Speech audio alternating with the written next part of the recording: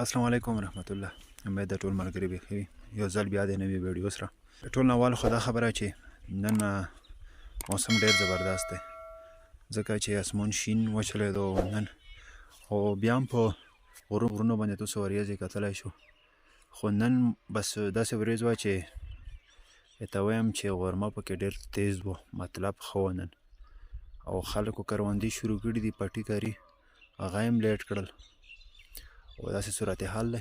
غوښتل مې ما چې داسې شارټ غوندې کې ویډیو سره شریکه کړم، او دا تاسو کتلی شو. زه داسې چکر نور هم در کوم. دا وکسو وزنو پوڼې موڼې یې ونیولې، دا خو مړه پیښي سره لدی نه شولی چې بارانونه به وو، بس نن یې وکسو که نه. هر یو شی مطلب له غونډه کې ولدل شول. اني ټایم به وریځ وه، اوس هم دا په غرونو باندې وریځ، خو بیا هم نن ورځ ډېره ښکلې وچلېده.